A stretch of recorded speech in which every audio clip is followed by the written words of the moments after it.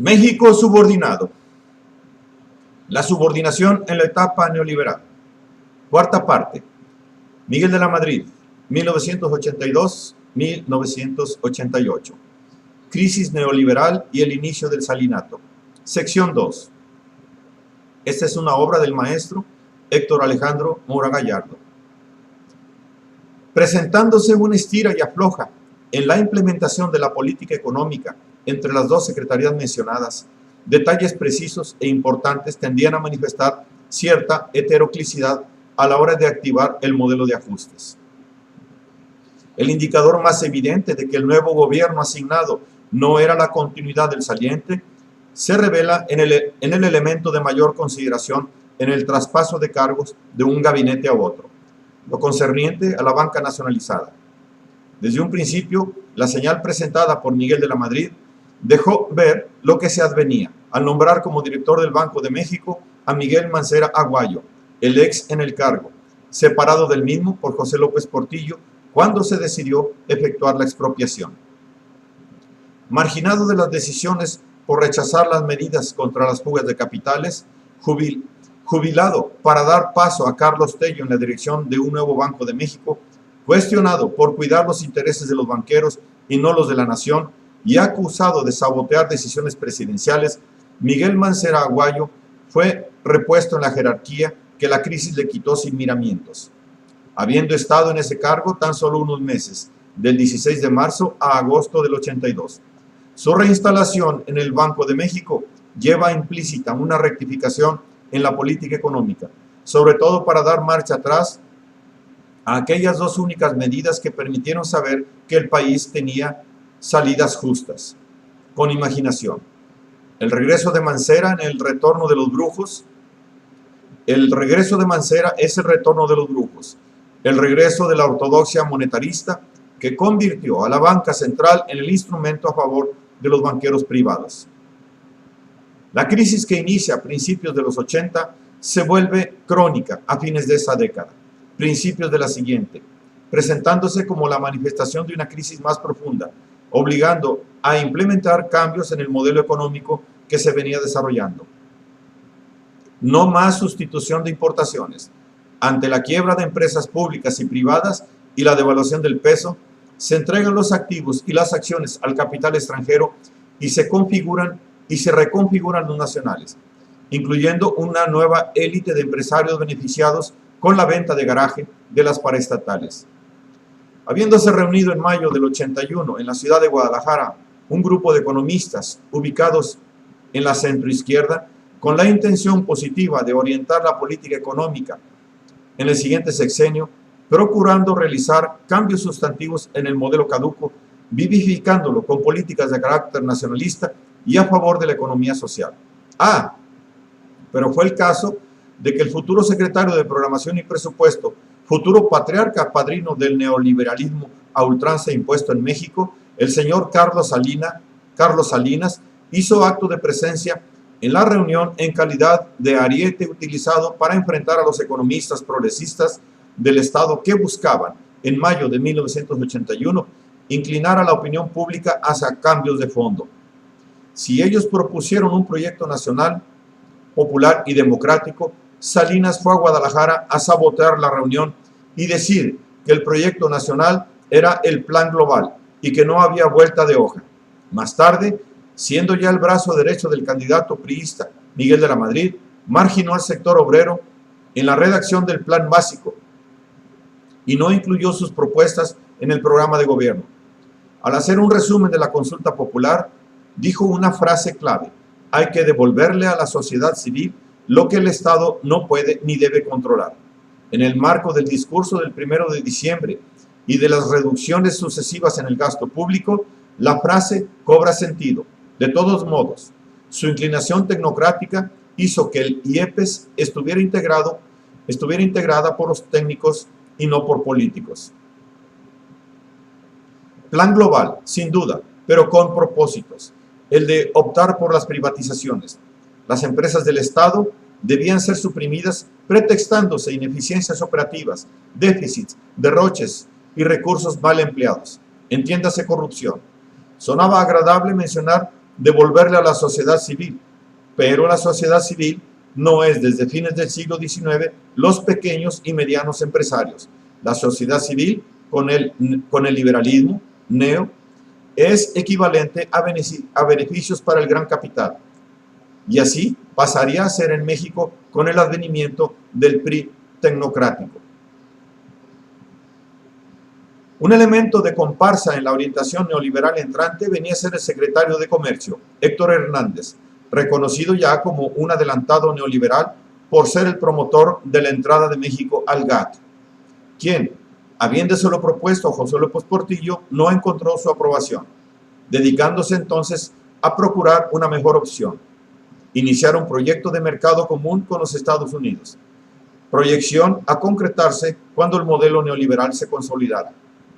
Por supuesto, la crisis se resolvería en 2 o 3 años a la manera neoliberal, se afirma, superando la recesión con un permanente menor gasto público, reduciendo a toda costa y coste la intervención del Estado, considerándolo el agente principal del malestar causado, cuando que no era así, sino todo lo contrario. Al neoliberalismo hay que entenderlo como lo que es: una política económica de índole capitalista tardía, programada para consolidar el dominio transnacional propio del capital monopolista.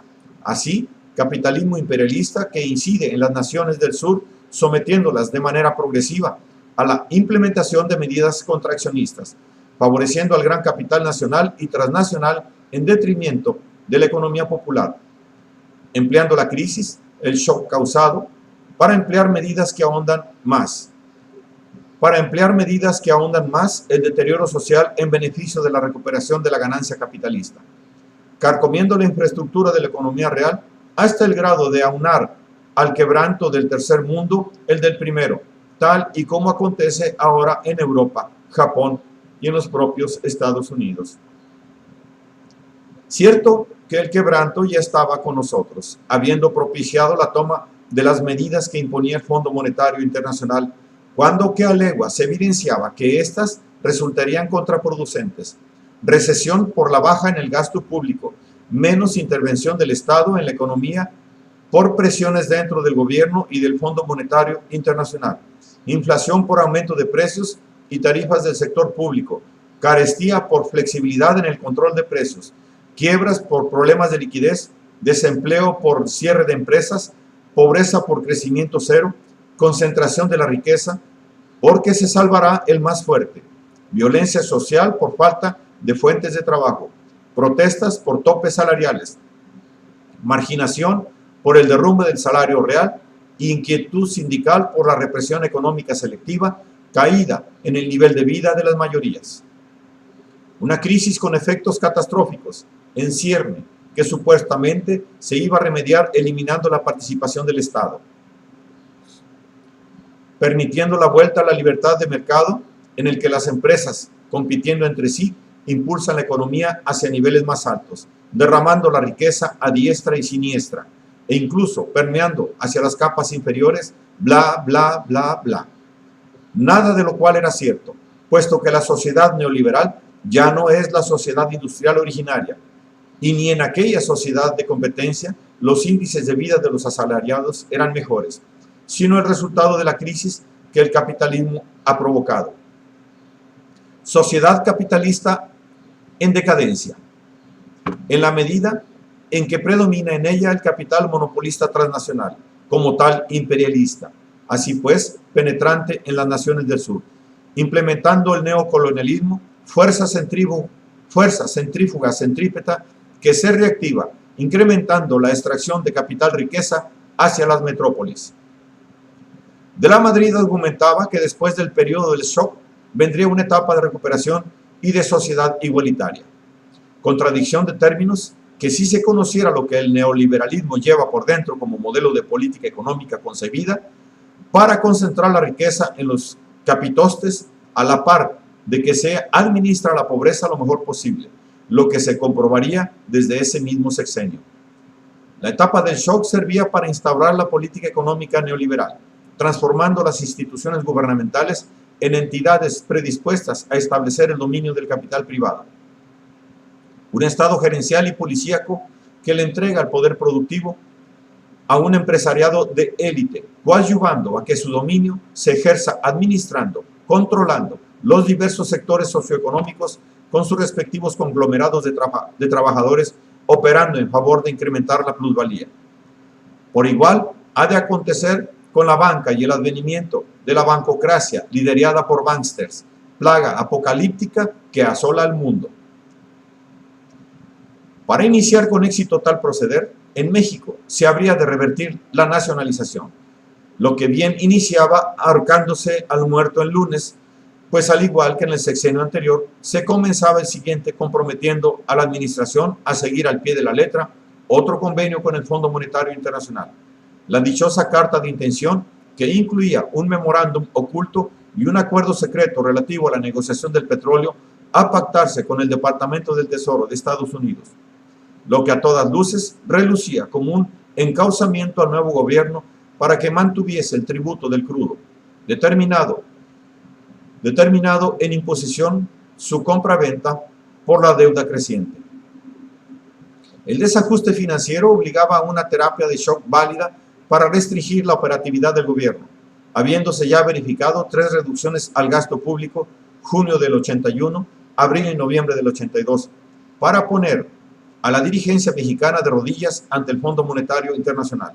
La carta de intención firmada era más bien una carta de rendición, y las recetas neoliberales que decían combatir la crisis en realidad sirven para agudizarla.